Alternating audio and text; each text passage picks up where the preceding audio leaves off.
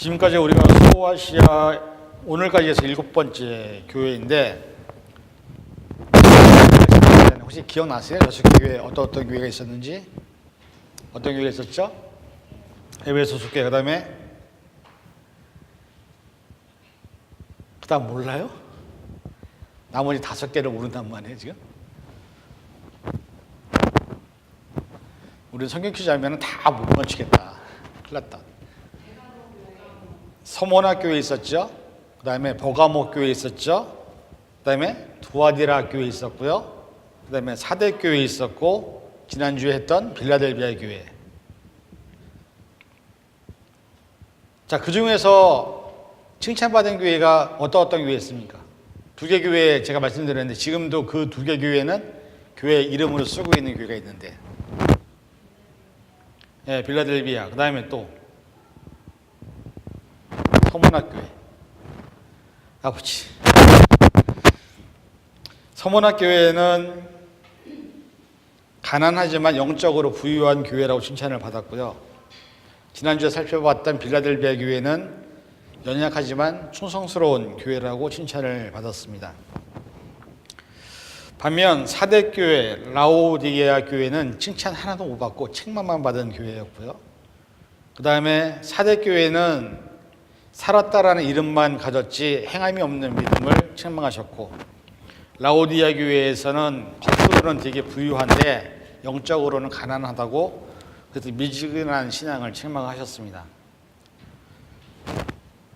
에베소 교회는 정통적인 신앙의 고수에는 열심이었지만 첫사랑을 잃어버렸다고 책망하셨고, 버거모 교회 같은 경우는 고난과 순교의 유비에서 믿음을 굳게 지키면서 칭찬을 받긴 했지만 한편으로는 빌라도와 니골라당의 우상들이 있어서 책망을 받았습니다. 오늘 마지막 살펴볼 이 라오디게아 교회 같은 경우는 부유합니다. 되게 물질도 많고 부자입니다. 그런데 영적으로 가난한 교회입니다.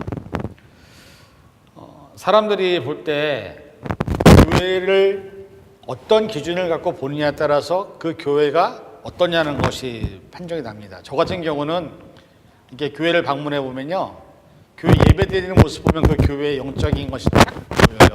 예배 드리는 시간에 사람들이 예배에 얼마나 집중을 하는지, 말씀을 얼마나 듣기 위해 하는지. 그런데 이 라오디아 교회 같은 경우는 어떻게 보면은 현대적으로 보면 세속적인 교회입니다. 교회 건물은 정말 크고 돈도 많고 프로그램도 많고 여러 가지 많은 것들이 있는데 문제는 세속화된 교회였기 때문에 하나님이 좋아하시지 않는 교회였다는 거죠. 그래서 오늘 이 라오디아 교회에 대한 부분들을 같이 먼저 살펴보기 전에 좀 배경을 살펴보면 대부분 그 소아시아 7교회들은 오늘날의 터키 지역에 있는 그 터키에서 서쪽 지역에 위치해 있었습니다. 그리고 에베소서부터 라오디게아 교회까지 순서대로 시계 방향으로 위치해 있었습니다. 라오디게아 교회는 지난주 나눈 빌라델비아로부터 동남쪽으로 70km 떨어진 지점에 있었던 도시이고요. 이 라오디게아라는 말은 BC 250년에 안티오쿠스 2세가 그의 아내 라오디케의 이름에서 유래해서 이 도시명을 아내 이름을 따서 붙였습니다. 라오디게아는 굉장히 부유한 도시로서 소아시아의 내륙과 바다로 나가는 그런 에베소를 연결하는 무역이 활발한 도시였습니다. 로마의 키게로라는 그 사람이 재산을 일치하고 현금 거래를 할 정도로 큰 은행이 있었고요. 요즘 말로 말하면 뉴욕이나 홍콩 같은 큰 도시라고 생각하시면 이해가 쉬울 것 같습니다. 그래서 금융 허브였습니다. 그 다음에 여기도 동일한 지진 때 속해 있었기 때문에 잦은 지진에 시달렸는데 AD 60년에 큰 지진이 일어나서 이 라오디아 지역이 다 망가졌습니다. 그럼에도 불구하고 로마 황제의 재정 지원을 거절할 정도로 돈이 많았던 지역입니다. 그래서 스스로 다시 재정비를 했던 그런 도시였습니다. 이 라오디아계는 양모 산업이 발달했고요. 그다음에 유명한 안약 의과대학이 있었습니다. 그래서 여기서 생산되는 부르기의 안약이라는 이 눈에 넣는 그 안약이 세계적으로 각광을 받던 의약품이었던 것을 보게 되고요. 근데 문제는 뭐냐면 이 라오디게아 교회는 물 사정이 좋지 않았습니다. 우리 캘리포니아 같이 물을 공급받아야만, 그래서 항상 히에라볼리와 그다음에 골로새서로부터 수로를 통해서 물을 공급받았는데, 골로새서에 보면은 바울이 함께 지도했던 곳이기도 합니다. 근데 이제 나중에 보면 아시겠지만 여기서 왜 뜨겁지도 않고 차갑지도 않다라는 말에 대해서 두 군데서 수로를 통해서 물을 받았는데, 한 곳은 흙물을 받은 곳이었고요, 한 곳은 찬물을 받는 곳이었어요.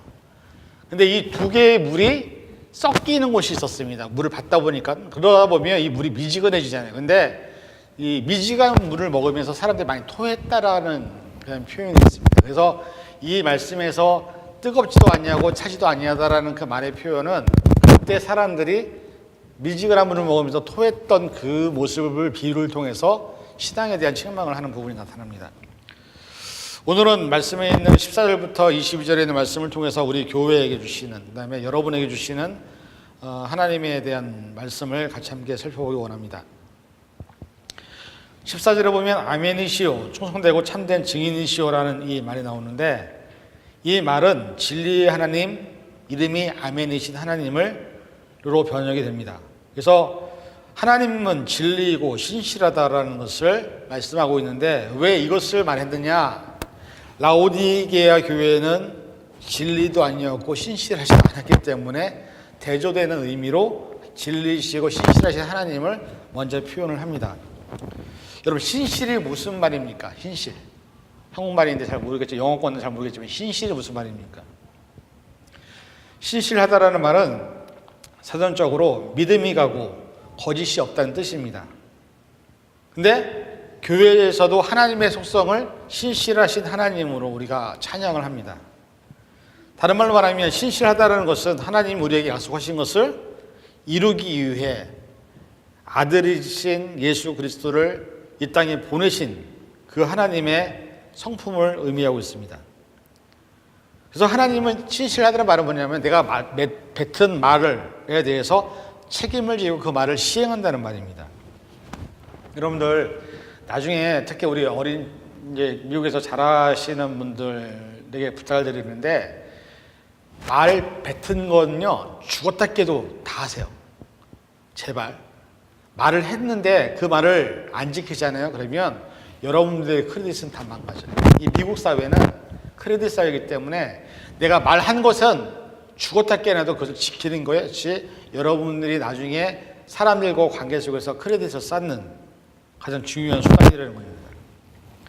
신실하다라는 단어의 근원은 금이 가지 않는 이라는 의미가 포함되어 있습니다. 그래서 신실하다, 이 말은 뭐냐면 하나님 앞에 변하지 않는다라는 말을 포함합니다. 여러분들, 우리가 간혹 가다가 혹시 옹기 만드는 거 보셨어요? 이게 항아리나 도자기를 만들 때 어떻게 만들죠? 사람이 흙을 빚어갖고 이렇게 그릇의 모양을 만들죠. 그 다음에 그걸 어떻게 합니까? 구워요. 뜨거운 1000도가 넘는 불에다 구워서 그 불에서 꺼냅니다. 그걸 다 씻고 난 다음에. 그런데 간혹가다 TV를 보면 딱 보자마자 바로바로 깨트려버리는 그릇들이 있습니다. 이게 왜 깨트릴까요? 이유가 있겠죠. 그렇게 정성을 쏟아서 항아리를 만들고 그릇을 만들었는데 1000도 넘는 곳에 들어가서 구웠는데 이게 딱 보자마자 그냥 바닥으로 던지는 경우를 많이 봅니다. 이거 왜 그러냐면 금이가 있어서 그래요.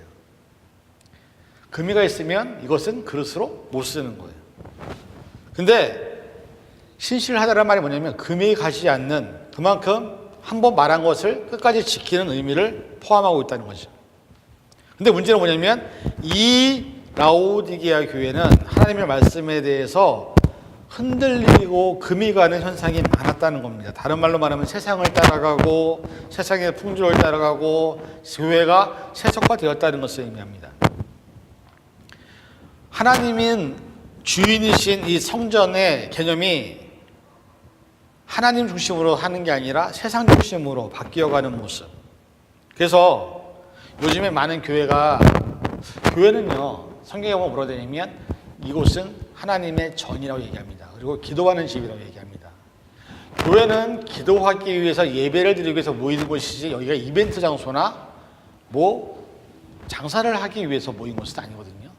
근데 수많은 교회가 교회에서 많은 돈벌이를 위해 교회의 형태를 바꾸는 모습들을 너무 많이 봅니다. 교회는 거룩한 공동체가 모여서 예배자들이 모여 기도하고 예배를 드리는 곳입니다. 그리고 그 외의 공간을 좀 더 많이 오픈해서 지역사회를 위해 좋은 것들을 공급해주는 그런 공간들을 교회가 했었습니다. 그래서 예전에 우리 한국에 보면 처음에 초기에 선교사님들이 들어오셨을 때 제일 먼저 지은 게 뭐냐면 교회가 아니었어요. 학교, 병원, 그 다음에 교회를 지었어요. 그래서 문맹률이 낮은 우리나라 사람들에게 글을 가르쳤고요. 병원을 통해서 아픈 사람들 도와줬고요. 그 다음에 교회를 지어서 그들이 교회에서 예배를 드릴 수 있게 했던 것을 우리는 보게 됩니다. 이 라오디아 교회 같은 경우는 세상의 흐름과 세상의 향락과 세상의 물질을 따라 하나님 앞에 신실하지 못한 모습을 다 버리고 금이 간 모습으로 살았기 때문에 하나님께 책망을 받는 모습이 나옵니다. 그래서 15절에 오라고 되면 내가 내 행위를 아노니 내가 차지도 아니하고 덥지도 아니하다. 근데 하나님 원하시는 게 뭐냐면 차든지 뜨겁든지 둘 중에 하나를 하라는 거죠. 이 말은 뭡니까? 이 라오디게아 교인들은 열심히 없을 뿐 아니라 영적으로도 아무런 영향력이 없는 존재들이었다는 거예요. 아까 말씀드린 것처럼 차다라는 것은 라오디게아가 물사정이 좋지 않아서 16km 떨어진 골로새로부터 냉수를 공급받았던 상태였습니다. 그 다음에 인접한 히에라볼리에서는 온천수를 공급을 받았습니다. 근데 결국 이 두 개의 물이 섞이니까요 미지근한 물이 됩니다. 이 말은 뭐냐면 그 사람들은 교회는 열심히 다니긴 하는데 뜨겁지도 않고 차지도 않아서 어떻게 보면 그냥 미지근한 신앙이 있나 없나? 사람들이 볼 때도 저 사람이 교인인가? 교인이 아닌가? 자기도 교회 다닌다고 하는데 어떻게 보면 교인이 아닌 것 같기도 하고 교회 다닌다고 하는데 입에서는 막 욕이 나오고 교회 다닌다고 하는데 겉으로 사람들을 자꾸 속이고 사기를 치고 그런 사람들이 많다 보니까는 교회가 교회로서의 역할을 감당하지 못했던 모습들이 있다는 거죠. 여러분 한번 물어봅시다. 세상에서 성공하려면 어떻게 됩니까? 네? 요즘에 제가 가끔가다 그 생활의 달인이라는 프로를 좋아하거든요. 근데 떡볶이 하나로 대박난 집이 있습니다. 그러면 우리가 생각하는 떡볶이 그러면 되게 간단하잖아요. 고추장 넣고 고춧가루 넣고 뭐 섞어서 만들면 되는데 그 떡볶이 집이 대박나는 이유가 뭐냐면 어떤 집인데 춘장을 쓰더라고요. 춘장. 그 짜장면에 넣는 춘장과 고춧가루 섞어서 만드는데 이분이 그 떡볶이 소스를 하나 만드는데 몇 년 걸리는지 아십니까? 10년 걸리죠. 10년. 10년 동안 떡볶이 소스 하나만 개발한 거예요. 어떤 집은 꼬치 어묵 되게 유명해요.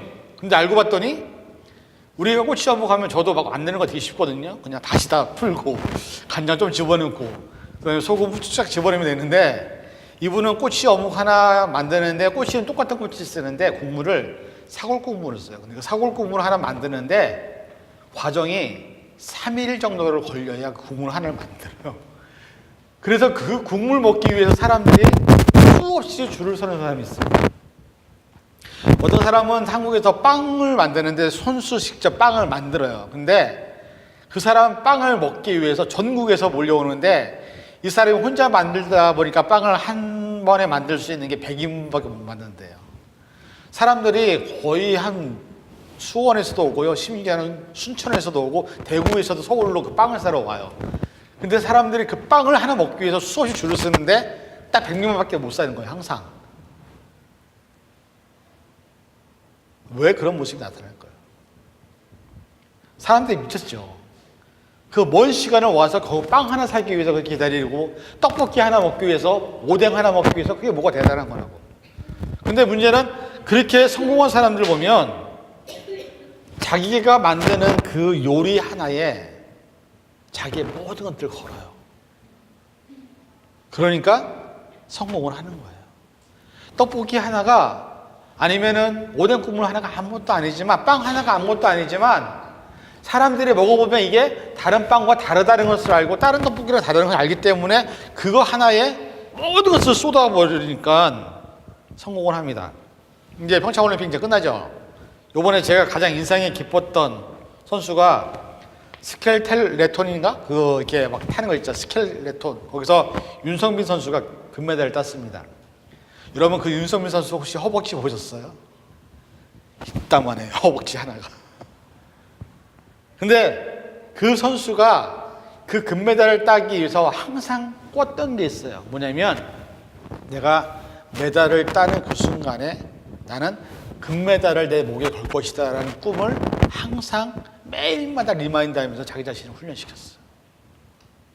그래서 그 두꺼운 허벅지를 만들기 위해서 모든 고난과 모든 어려움과 모든 힘든 훈련을 이겨내고 결국은 그 금메달을 따기 위해 열정이 있었기 때문에 그 사람이 우리 동계올림픽에서는 별로 알려지지 않은 그 종목에서 금메달을 땄습니다. 여러분, 세상에서 성공하기 위해서 어떤 분야에서도 이런 열정과 이런 끈기와 이런 노력이 없으면 성공을 못합니다.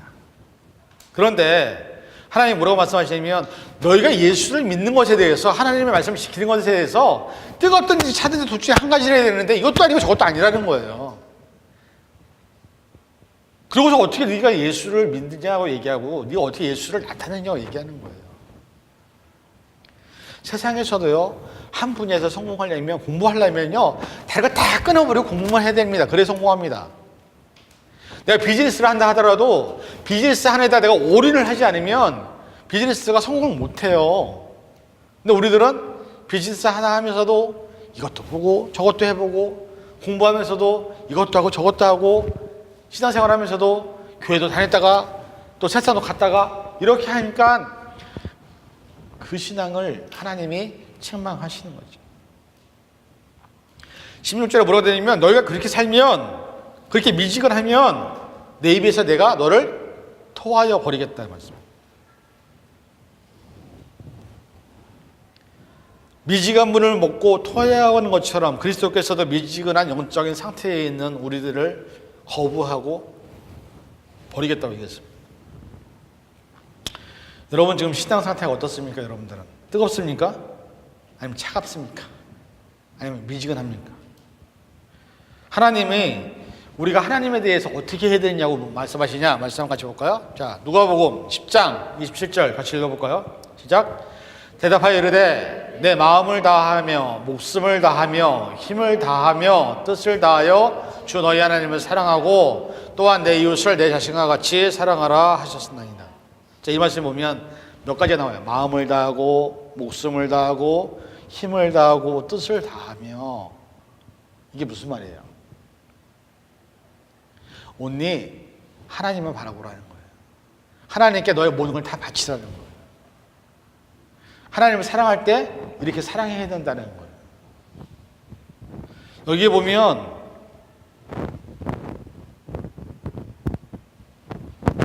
하나님을 향해서 정말 모든 것을 포커스 온 하라는 거예요.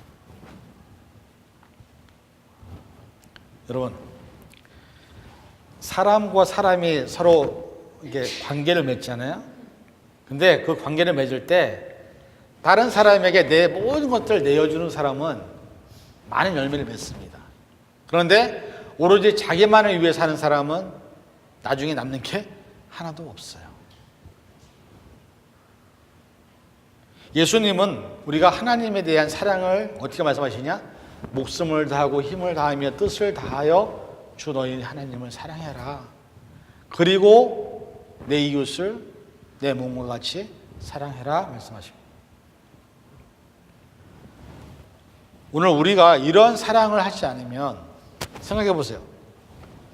사람과 사람이 만나서 결혼을 했는데 이 남자가 이 여자가 나에게 사랑해야 하는 마음이 없다고 하는 것을 안다면 그 결혼 생활이 유지가 될 수 있겠습니다.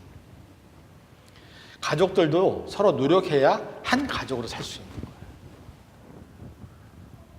사람과 사람이 한 공간에서 같이 산다는 것은 서로 노력하기 때문에 그 공간에서 같이 쓸 수 있는 거예요. 가족들도 아무리 내 자녀들이라도요 나랑 안 맞죠? 그럼 애들은 어떻게 됩니까? 떠나게 되어 있어요. 내 자식이라 할지라도 나랑 안 맞으면, 생각이 다르면 맨날 싸우고 있어. 어떻게 같이 살 수 있겠는가? 하나님을 사랑하는 것에 대해도 우리가 그렇게 사랑하고 있는 거예요.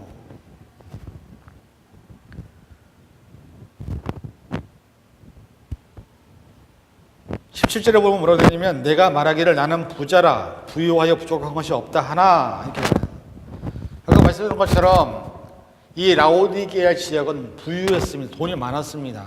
더 이상 바랄 것이 없었습니다. 그러나 영적으로는 빈곤하고 아무것도 없는 교회였다는 거예요.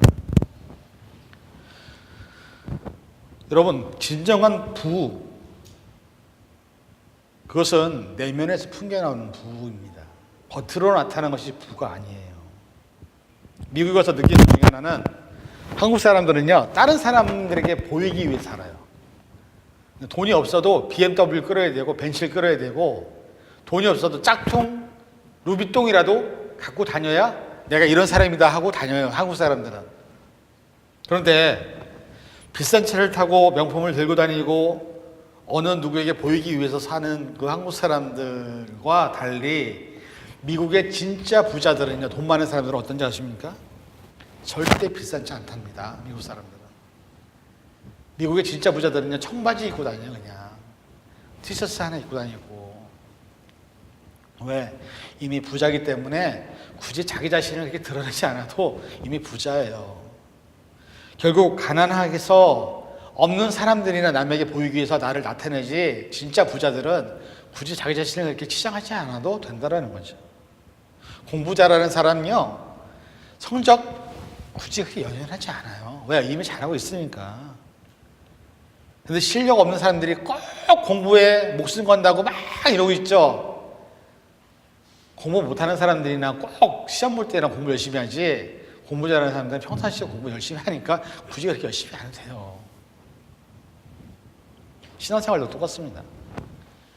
교회 다니는 사람들이 꼭 내가 교회 오래 다녔다고, 몇 대 때 신앙인이라고, 내가 금식 얼마나 했는지 아냐고, 내가 40일 금식기도 했고 성경을 몇 독을 했고 말씀을 얼마나 많이 외웠고 헌금을 내가 얼마나 많이 했고, 이렇게 얘기하지 않아요.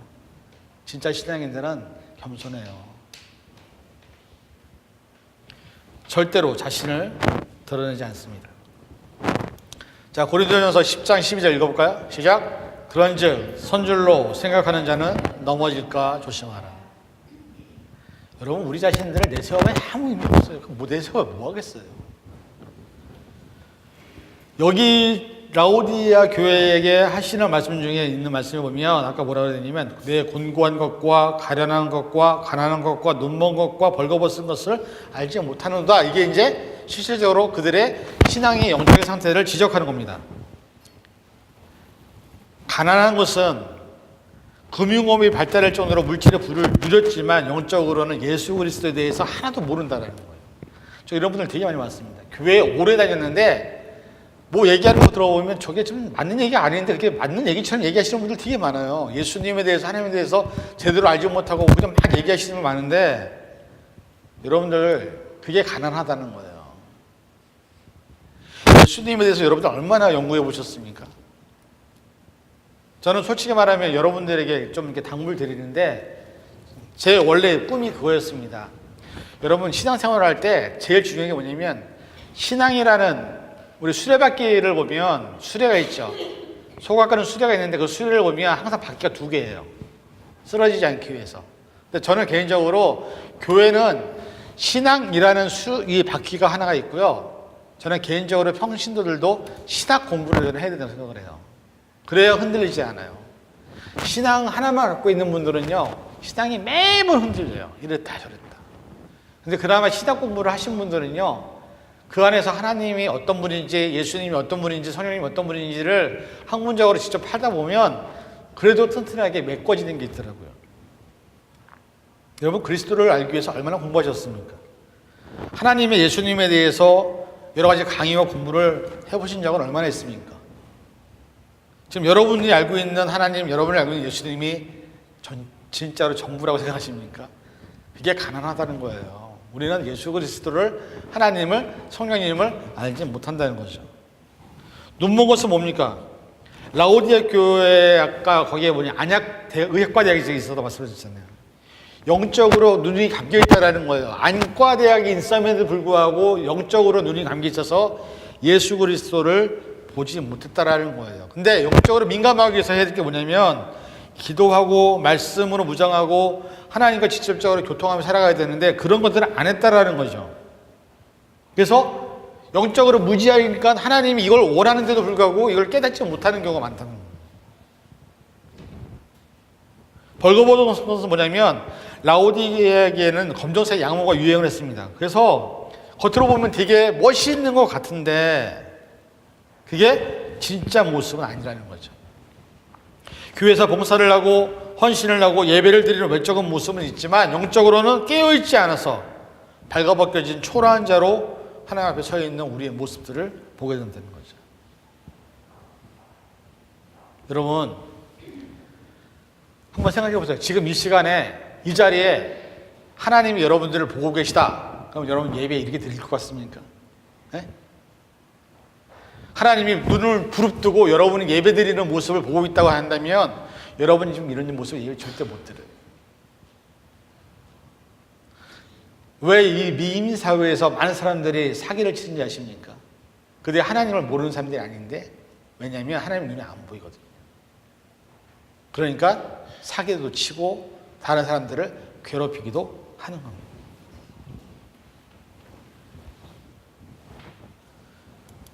야고보서 4장 10절에 있는 말씀 같이 읽어볼까요? 시작. 주 앞에서 낮추라. 그리하면 주께서 너희를 높이시리라. 신앙생활을 할 때 우리는 낮은 존재로 있어야 돼요. 하나님 앞에 나는 항상 죄된 모습으로 있어야 돼요. 그리고 하나님 앞에 겸손한 모습으로 있어야 돼요. 그러면 하나님이 우리를 높이신다는 말씀입니다. 여러분들의 삶에서 가장 중요한 게 그거예요. 항상 말을 하든 행동을 하든 무엇을 하든 지금 하나님이 여러분을 보고 있다. 여러분을 보고 있는 이 상황에서도 하나님을 의식하지 못하고 있는 여러분의 모습이 있다는 거예요.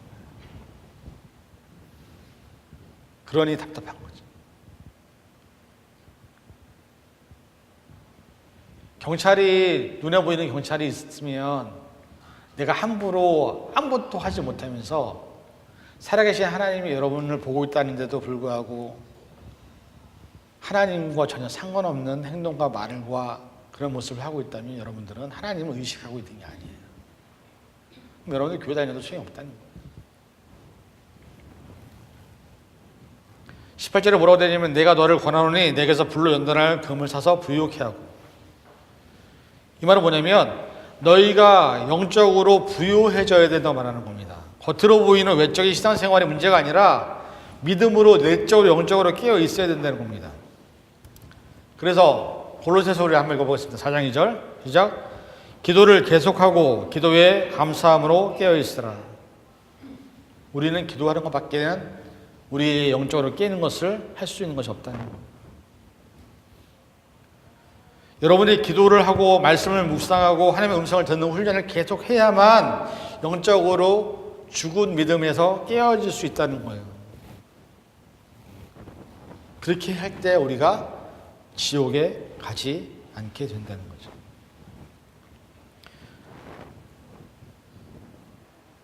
흰 옷을 사서 입어 벌거벗은 수치를 보이지 않게 하고 안약을 사서 눈을 발라보게 하라. 이 말은 뭡니까? 다른 말이 아니라 너희가 다시 회복하라는 거예요. 영적으로 가난하더라도 다시 회복하라는 겁니다. 그것은 뭐냐? 마음과 행동과 삶이 일치되는, 하나님과 하나가 되는, 연합되는 삶을 살으라는 거죠. 근데 거기에 필요한 게 뭐냐? 예수 그리스도의 보혈밖에 없다는 거죠. 예수 그리스도의 피 말고는 우리가 새로워질 수 있는 것은 아무것도 없다는 거예요. 예수님의 피가 있어야 영안도 열리게 되고 하나님과 소통하는 것도 회복이 된다는 거죠. 하나님이 여러분 모습 보면서 저는 그런 것 같아요. 저는 안타까워하실 것 같아요. 저도 이렇게 안타까운데 하나님 여러분 모습 보면서 안타깝지 않겠어요? 19절에 뭐라고 말하냐면 내가 사랑하는 자를 책망하여 징계하니 그러므로 내가 열심을 내라 회개하라 이렇게 말씀합니다. 여기서 회개하라는 것은 단번에 결정하라는 겁니다. 조금씩 조금씩 내가 바뀔게요, 그 개념이 아니라 한 번에 돌아서라는 겁니다.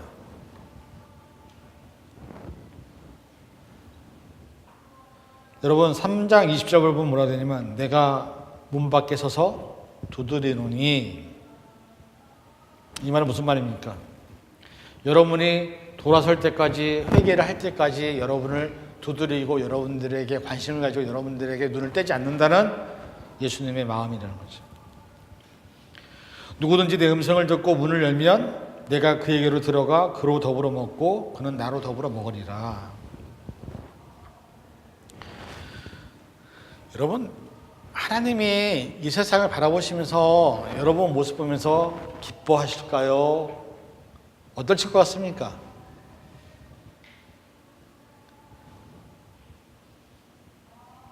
여러분들의 삶을 하나님이 인도하시지만 가장 중요한 것은 하나님이 여러분들에게 바라고 원하는 기대와 목표가 있다는 것. 거기를 향해서 가지 않을 때 그 모습을 바라보시는 하나님의 마음이 얼마나 아픈지 여러분 혹시 공감이 되십니까? 절로 가면 죽는 거 뻔히 아는데 글로 가고 있는 우리의 모습. 여기로 가면은 천국에 가게 되는데 그리로 안 가고 계속 고집대로 내 마음대로 자꾸 벗어나는 모습 바라보면서 하나님이 원하시는 것은 너희가 회개하고 돌아오라는 거예요.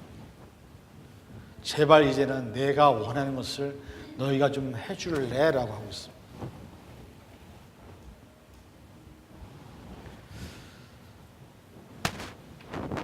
저와 여러분들이 하나님의 음성을 듣는다고 하지만은 사실 그 말씀대로 안 따라 사는 것, 청개구리의 신앙과 같은 삶을 살고 있습니다. 돌아온 탕자의 이야기를 보면 집에 재산을 챙겨갖고 나간 아들이 허랑방탕하게 그 재산을 창녀들과 술과 향락으로 다 버리고 난 다음에 다시 아버지께로 돌아오게 되잖아요. 근데 저는 그런 생각이 듭니다. 아마 그 아버지는 아들이 나간 그때부터 나가서 아마 아들을 기다렸을 거예요. 왜? 당장은 그 아들이 편하게 살 수 있는 건 알죠. 왜? 재산을 갖고 나갔으니까. 그러나 아버지의 마음은 그래도 내 아들이 언젠가는 내 품으로 돌아오겠지 하고 매일마다 아마 밖에 나가서 아들을 기다리고 있었을 것이라고 저는 믿습니다. 하나님의 마음이 이런 것 같아요. 한 사람이라도 구원해 보기 위해서 하나님은 태초부터 지금까지 한 번도 쉬지 않으시고 일을 하셨어요. 그냥 사람들이 죄 지은 대로 살다가 죽으면 되는데 하나님은 그럼에도 불구하고 우리 문 밖에 서서 두드리면서 얘들아 제발 내게로 돌아와라. 제발 나와 함께 있자라고 얘기하시는 그 음성을, 그 애절함을 여러분들이 느끼지 못한다면 죄송한 말이지만 여러분들은 신앙생활 잘못하고 있는 겁니다. 철이 들면 나타나는 현상이 있습니다. 철이 안 들 때는 내 뜻대로 내 마음대로 살았는데 철이 들면 뭐가 제일 먼저 하는지 아세요? 부모님의 마음이 어떤지를 헤아리기 시작합니다. 아, 내 아버지가, 내 어머니가 내게 이런 마음이셨구나. 그리고 그것을 삶에서 하나씩 하나씩 깨닫고 그 마음에 합당하게 살아가는 게 철든 사람들의 모습이라는 거죠. 신앙생활을 평생 해도 철을 안 드는 신앙생활을 하시는 분을 좀 많이 봤습니다. 하나님을 떠나 살고 하나님과 상관없이 사는 사람들 바라보시면서 하나님의 마음은 어떠실까요? 내 자녀라고 얘기하는데, 내 사랑하는 아들이라 내 사랑하는 딸이라 얘기하는데 그 사랑하는 딸과 아들들이 내가 원하는 대로 내가 바라는 대로 살지 않고 지 멋대로 살고 있는 모습 바라보면서 그 마음이 어떠실 것 같습니까? 너는 내 것이다. 내가 너를 지명하여 불렀다고 하시는데 아니요, 나는 하나님의 것이 아닙니다. 내 인생은 나의 것임이라고 뻣뻣하게 고개 들고 다니는 우리의 모습이 라오디게아 교회의 교인들의 모습이었다는 거죠. 저는 여러분들이 그런 모습으로 살지 않기 원합니다. 최소한 여러분들이 하나님의 자녀라면 예수님이 제자들을 부르실 때 뭐라고 그랬냐면 내가 너희를 사람을 낚는 어부가 되게 하리라 하셨어요. 여러분과 저를 부르신 이유도 사람을 낚는 어부가 되게 하기 위해서 우리를 지금 이 자리에 불러 모아 놓으신 거예요. 그 일을 하지 않으면 우리는 부름에 합당한 존재가 아닙니다. 여러분 하나님의 마음 좀 깨닫기 원합니다. 그래서 라오디아 교회뿐만 아니라 모든 교회 맨 마지막에 뭐라고 되어 있냐면 성령이 뭐라고 되어 있어요? 귀에 있는 자는 성령이 교회들에게 하시는 말씀을 들으시오. 이 말씀이 7교회의 맨 끝에 다 있는 말씀입니다. 그러니까 귀가 있어야 들을 수 있는 거예요. 귀가 열려 있어야 들을 수 있는 거예요. 여러분의 이 귀가 열려 있지 않으면 아무리 어서 설교를 해도 솔직히 말해서 예수님이 오셔도 여러분 예수님 못 받아들입니다. 성령이 여러분들에게 하시는 말씀을 들으십시오. 하나님의 그 마음의 간절함, 애절함, 나와 함께하자. 여러분 문 밖에서 여러분의 문을 노크하고 있으면서 그 문이 열어지기를 기다리는 그 간절한 예수님의 마음을 좀 여러분들이 이제는 좀 받아주셔서 여러분을 통해서 성령이 역사하는 것을 경험하는 저와 여러분이 되기를 주님의 이름으로 간절히 축원을 드립니다. 기도하겠습니다. 사랑해 주님, 우리가 라오디아 교회를 살펴보면서 우리의 완악함, 말씀을 따라 살고 있는, 말씀을 따라 살지 않고 있는 우리 자신들을 바라보게 됩니다. 이제는 회개하고 돌아서게 도와주시고 하나님이 우리에게 향하신 그 마음이 어떠하신지를 깨달을 수 있는 시간으로 삼아 주시옵소서. 그래서 하나님의 사랑 안에서 우리가 하나님과 동행하게 도와주시고 날마다 주님과 함께하는 삶을 살아갈 수 있는 우리가 될 수 있도록 도와주시옵소서. 모든 것 감사드리며 예수님의 이름으로 간절히 기도하옵나이다. 아멘.